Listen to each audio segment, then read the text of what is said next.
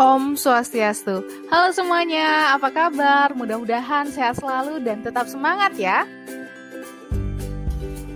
Nah adik-adik, sebelum kita mulai belajar, perkenalkan nama saya Nia Waranovianti. Ibu mengajar di SMA Negeri 1 Singaraja. Hari ini kita akan belajar materi ekonomi untuk siswa kelas 10. Penasaran materi apa itu? Jadi jangan kemana-mana, check it out!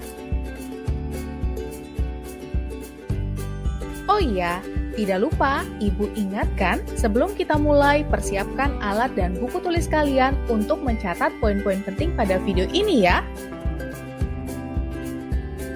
Kini, perhatikan gambar pada layar kalian. Kira-kira apa ya perbedaan dari ketiga gambar tersebut? Ya, betul sekali. Gambar-gambar ini merupakan 3 kegiatan ekonomi tentang kegiatan bermotor.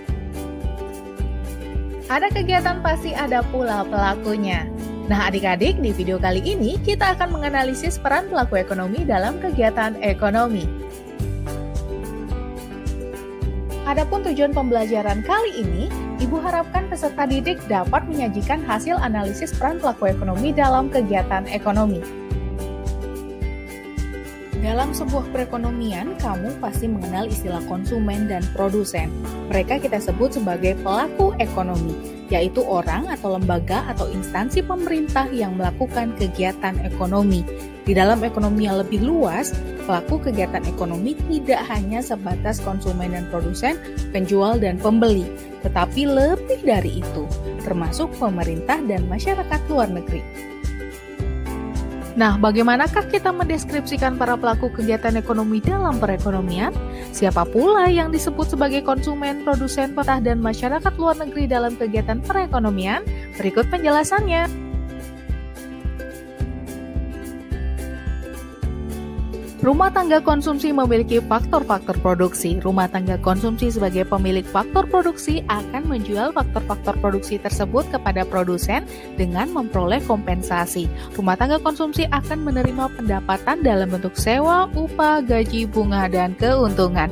Berikut kegiatan yang dilakukan sektor rumah tangga konsumsi.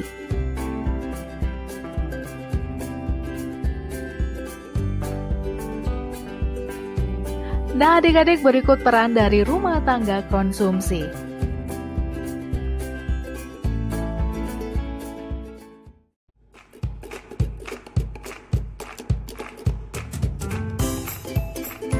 Rumah tangga produksi adalah kelompok masyarakat yang kegiatannya menghasilkan dan atau menambah nilai guna barang dan jasa.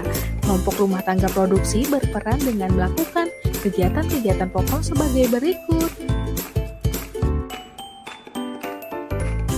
Rumah tangga produsen bertanggung jawab untuk melakukan kegiatan ekonomi yang bertujuan untuk menghasilkan barang atau jasa yang akan dijual kepada konsumen. Berikut peran dari rumah tangga produsen.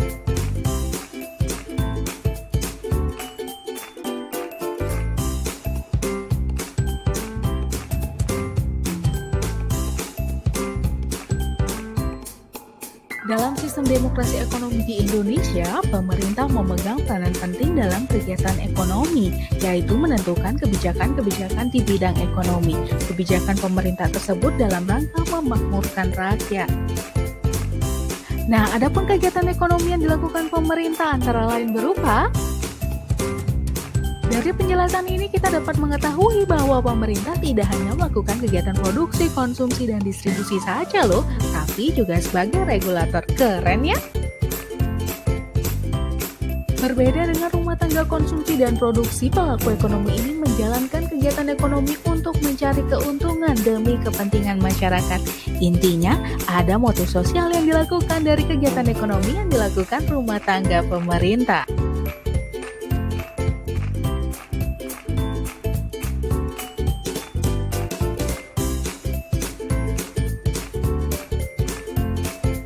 Setiap negara memiliki kondisi geografis dan iklim masyarakat yang berbeda. Kondisi inilah yang kemudian menciptakan interaksi ekonomi antar negara.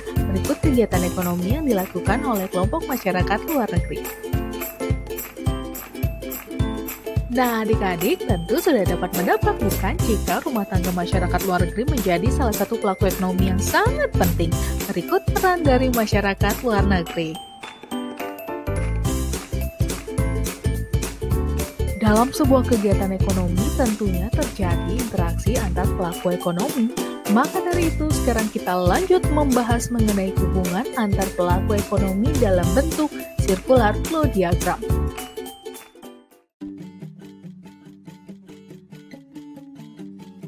Pada dasarnya, circular flow diagram dua sektor menjelaskan hubungan perusahaan dengan rumah tangga dalam kegiatan ekonomi. Perusahaan menghasilkan barang atau jasa, sedangkan rumah tangga membutuhkan barang atau jasa untuk bertahan hidup. Kondisi ini mengharuskan kedua pelaku bertemu dalam pasar barang dan jasa.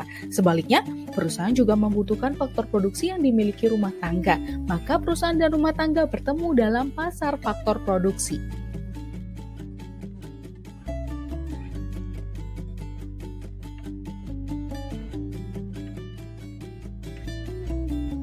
Circular flow diagram tiga sektor pada hakikatnya menjelaskan hubungan timbal balik antar pemerintah, rumah tangga, dan perusahaan.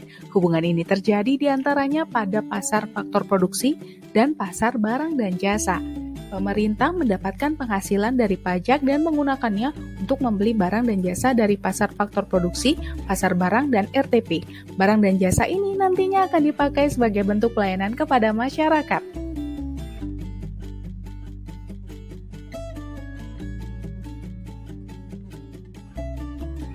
Circular flow diagram 4 sektor merupakan suatu negara yang mempunyai hubungan ekonomi dengan negara-negara lain. Meskipun gambar diagram di layar terlihat rumit, namun kalau kalian udah paham konsep diagram dari perekonomian 2 dan 3 sektor, kalian pasti langsung paham. Karena hubungan baik antar RTP, RTK, RTK, RTN, RTP, RTN pada dasarnya sama. Yang membedakan adalah adanya hubungan RTP dengan masyarakat luar negeri dan hubungan antara RTK dengan masyarakat luar negeri. Nah, adik-adik, dari penjelasan Ibu tadi dapat kita simpulkan bahwa pelaku kegiatan ekonomi yaitu rumah tangga konsumsi, rumah tangga produksi, rumah tangga pemerintah, rumah tangga luar negeri. Dan untuk bisa mendapatkan gambaran hubungan menyeluruh, dibutuhkan suatu model sederhana yaitu circular flow diagram yang melibatkan 2 sektor, 3 sektor, dan 4 sektor. Baiklah adik-adik, setelah kita belajar bersama, sekarang mari mengeksplorasi dengan memecahkan masalah. Maka kerjakan soal berikut secara mandiri di buku kerja, kemudian presentasikan. Sajikan semenarik mungkin ya. Sekian video kali ini, tetap semangat belajar dan jangan lupa selalu menerapkan 5M yaitu mencuci tangan, memakai masker, menjaga jarak, menjauhi kerumunan, dan mengurangi mobilitas. Sampai jumpa pada video pembelajaran berikutnya ya. Om Santi Santi Santi Om.